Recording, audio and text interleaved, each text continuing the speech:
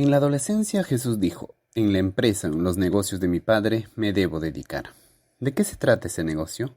¿Cómo podemos trabajar en ese negocio? Te comparto sobre ello en este video que he titulado El negocio de Dios. Sin temor a equivocarme, creo que todos en algún momento de nuestra vida tenemos el deseo de poder llegar a trabajar en una de las empresas o instituciones más importantes de la ciudad, país o del mundo. Y una de las principales motivaciones es porque dichas empresas o instituciones pagan un buen sueldo. Afirmo esto porque estoy seguro que nadie se atrevería a trabajar toda su vida gratis para el BCP, Facebook, TikTok, Disney u otras empresas, por más que sea su vocación. Pero en esta oportunidad quiero hablarte de una de las empresas más importantes de la vida, o tomando las palabras del apóstol Pablo, ahora os mostraré la mejor empresa de la vida. Esta empresa es la empresa de Dios, o como diría Jesús, es el negocio de Dios.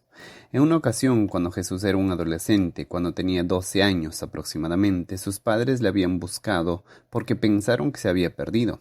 Al encontrarle, su madre le dijo: Hijo, ¿por qué nos has hecho así? He aquí, tu padre y yo te hemos buscado con angustia. Entonces él les dijo: ¿por qué me busquéis? ¿No sabéis que en los negocios de mi padre me es necesario estar? Jesús había hablado sobre el negocio de Dios, pero lastimosamente, a través de la historia, muchos hombres, en nombre de Dios, se han enriquecido, lucrado y han hecho que el negocio de Dios, como lo llamó Jesús, es mal llamado internacionalmente como el negocio de la fe. ¿De qué se trata la empresa o el negocio de Dios? Para conocer en parte de qué se trata el negocio de Dios mencionado por Jesús, tenemos que conocer qué dijo, qué hizo y qué encargó Jesús que hiciéramos. En Jesús tenemos que aplicar la siguiente regla: dime qué haces y te diré el trabajo que realizas. Dime qué te gusta hacer toda tu vida y te diré la profesión que debes elegir. Cuando Jesús inició su ministerio, dijo lo siguiente: El Espíritu del Señor está sobre mí, porque me ha ungido para sanar a los quebrantados de corazón, dar libertad a los oprimidos, dar vista a los ciegos y predicar el año agradable de Dios.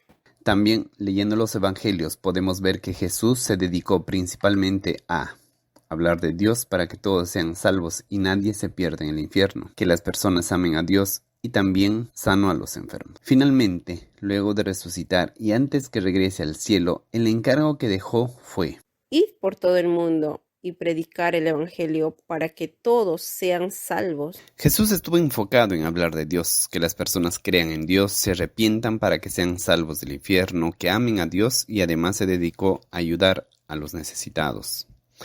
De todo lo expresado, podemos decir que, de manera general, el negocio de Dios se trata de, número 1, hablar la palabra de Dios para que las personas crean en Dios y tengan vida eterna en el cielo. Número 2, trabajar para que las personas amen a Dios.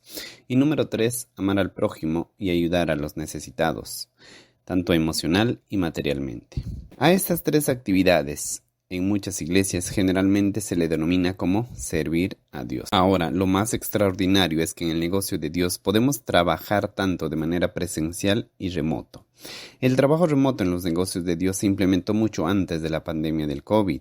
Lo podemos hacer desde nuestra casa, mientras trabajamos por dinero, vacacionando o hasta viajando. Tampoco se necesita internet para ello, si lo tenemos bien, y si no lo tenemos, también. ¿En qué consiste el trabajo remoto en los negocios de Dios? El trabajo remoto en los negocios de Dios es cuando realizamos las tres actividades que mencioné, pero sin estar en el lugar de los hechos ni salir en la foto. Muchas veces, por diferentes motivos, no podremos predicar la palabra de Dios o visitar a los enfermos, por ejemplo, pero hay otras personas que sí lo pueden hacer, y si le apoyamos, ya sea orando por ellos desde nuestras casas y también apoyándoles materialmente, entonces también estamos trabajando en los negocios de Dios de manera remota. Ahora, aceptar trabajar en los negocios de Dios no es fácil. Lamentablemente es la empresa que tiene muchos puestos de trabajo desocupado. Y esto no es desde ahora, sino viene desde mucho antes. Jesús mismo lo había dicho. Jesús dijo: la mies es mucha y los obreros pocos. En otra versión de la Biblia dice: son muchos los que necesitan entrar al reino de Dios, pero son pocos los trabajadores. Mateo capítulo 9, versículo 37. Según las estadísticas bíblicas, podemos ver que son pocos los que aceptan trabajar para Dios, pero la invitación es para todos. Sin temor a equivocarme, creo que todos en algún momento de nuestra vida vamos a recibir la invitación de parte de Dios de trabajar para Él. Nadie está obligado, todo es voluntario. Y hay dos momentos en nuestra vida donde vamos a recibir esa invitación. Hay quienes la aceptan y hay quienes la rechazan. Tengo dos historias de dos hombres que aceptaron trabajar para Dios, pero que se encontraban en dos momentos distintos. Son dos hombres a quienes se recuerda cada 29 de junio y que en honor a ellos es llamado la festividad de San Pedro y San Pablo. Ellos son, como dije, Pedro y Pablo. Ellos aceptaron trabajar para Dios luego que conocieron a Jesús en momentos muy distintos. Tal vez conoces sus historias, y si no la conoces o no la recuerdas, puedes leer en el capítulo 5 del libro de Lucas y en el capítulo 9 del libro de los Hechos. Pero no te preocupes, ahora te lo resumo.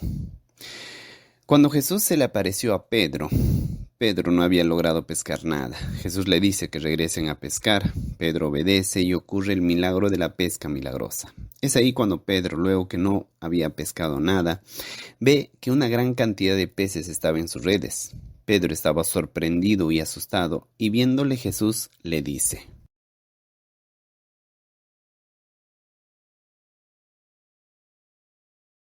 Pedro dejó la bendición de los peces y siguió a Jesús. La historia de Pablo es distinta. Pablo no creía en Jesús y perseguía a los seguidores de Jesús. Él aborrecía, menospreciaba, castigaba y hasta mataba a quienes creían y hablaban de Jesús.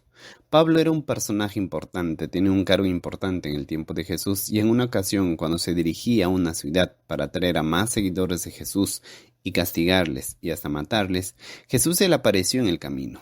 Pablo cayó al suelo y al levantarse no pudo ver nada y quedó ciego. Entonces Pablo, temblando y temeroso, le dice: Señor, ¿qué quieres que yo haga? Y Jesús le dice lo que tenía que hacer, y uno de esos encargos era que hable de Jesús a las personas que estaban en otras ciudades. Pedro aceptó trabajar para Dios luego de recibir una bendición, y Pablo luego de pasar por una crisis. El resumen de estas dos historias es que Pedro aceptó trabajar para Dios luego de recibir una bendición, y Pablo luego de pasar por una crisis. De estas dos historias aprendí dos cosas. Primero, que no siempre cuando conocemos a Jesús nos va a ir bien, no siempre nuestros problemas se van a resolver de manera inmediata. El ejemplo lo tenemos en Pablo. Cuando Jesús se le apareció, él quedó ciego, pasó por un momento de crisis y posteriormente entendió el propósito. Y segundo, cuando Dios llega a nuestra vida puede ocasionarnos una bendición o una crisis. Ambos es una oportunidad para aceptar trabajar en los negocios de Dios. Hay muchos que aceptamos trabajar para Dios en medio de una crisis, pero el reto es trabajar para Dios cuando nos va bien y somos bendecidos. A decir verdad, es fácil, entre comillas, trabajar para Dios cuando nos va bien y no nos falta nada. Lo difícil es trabajar para Dios cuando las cosas no van bien. Lo diré de otra manera. Es fácil, por ejemplo, hablar de Dios cuando nos va bien y no nos falta nada. Lo difícil es hablar de Dios cuando las cosas no van bien. Pero la realidad es que cuando nos va bien y somos bendecidos, se hace difícil aceptar trabajar para Dios. Por eso digo que el reto es trabajar para Dios cuando nos va bien. No sé cuál sea tu caso. Tal vez estás pasando por una crisis o tal vez estás viviendo tus mejores momentos. Quiero decirte que es una excelente oportunidad para que aceptes trabajar para Dios. La invitación de parte de Dios es cada día y nunca es tarde para aceptar trabajar para Dios. Pero procura hacerlo mientras tengas la fuerza para hacerlo y no cuando seas muy viejo y no tengas las fuerzas físicas necesarias. Ahora, si aceptas trabajar para Dios, tengo que confesarte que existen dos cosas muy importantes. Son las letras chiquitas del contrato con Dios.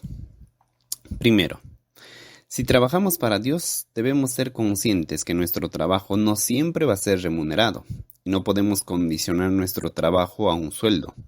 Eso de cuánto va a ser mi sueldo, o si no me pagas, o si no me aumentas el sueldo me voy, no va. Al contrario, muchas veces vamos a tener que gastar, ya sea en dinero o en tiempo. ¿Eso por qué?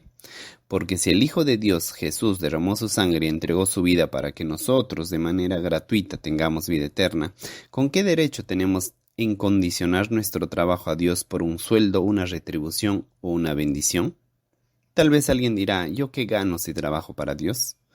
Más allá de ganar algo aquí en la tierra, creo que una de las mejores recompensas de trabajar para Dios es que luego que morimos, luego cuando llegamos al cielo, vamos a poder escuchar las palabras de bienvenida que nos diga. Muy bien hecho. Eres un buen siervo. Entra y vamos a celebrarlo. Segundo, si aceptas trabajar para Dios, por tu salud mental es necesario que tengas en cuenta que vas a decepcionar a muchas personas, principalmente a los de tu familia y a otras personas que también ya llevan muchos años trabajando para Dios. Leyendo los evangelios veo que la vida de Jesús fue decepcionante para los líderes religiosos de ese tiempo. Presumo que ellos pensaban que el Mesías o el Salvador debe tener otras formas o posturas y querían encajonar el estilo de Dios a sus gustos. Pero cuando Dios quiere provocar reformas cristianas o básicamente quiere que volvamos al modelo original, vamos a terminar decepcionando a muchas personas o líderes cristianos, quienes van a llegar a considerarte como un irreverente, falso maestro, blasfemo, hereje, etc. Tal vez alguien dirá, si es así, mejor no acepto trabajar para Dios. Solo puedo decirte, estás en tu derecho. Nadie está obligado a trabajar para Dios. Jesús también tuvo el derecho de decir, no quiero ir a la cruz. Pero, postrado en el huerto de Getsemaní, con toda la presión que tenía y mientras sudaba sangre, pienso que te miró a ti, me miró a mí, junto a miles y millones de personas en el cielo, y dijo, que se haga tu voluntad y no la mía. Estimados amigos, no tengamos temor de decepcionar a los eruditos de la Biblia si el estilo Dios sigue su propia narrativa en nuestra vida y sirva para volver al modelo original. No tengamos miedo de decepcionar a unos pocos cuando el propósito es que muchos sean salvos y amen a Dios con todo su corazón, con toda su mente, con toda el alma y con todas sus fuerzas. Estoy convencido que el único lugar donde verdaderamente podemos servir es cuando trabajamos honestamente en los negocios de Dios. Si tenemos la convicción que Dios nos bendice, nuestro enfoque debe ser trabajar para Dios y decirle, aquí estoy, ¿en qué te puedo servir? Finalmente quiero decir, para quienes dicen por qué digo que los negocios de Dios es la mejor empresa, es porque es la única empresa o el único negocio que tiene una recompensa luego que morimos. Agradezco mucho tu atención y espero que esta reflexión te ayude a construir tu propia historia con Dios. También espero que me sigas viendo y escuchando en otro próximo video. Hasta pronto, cuídate y Dios te siga bendiciendo.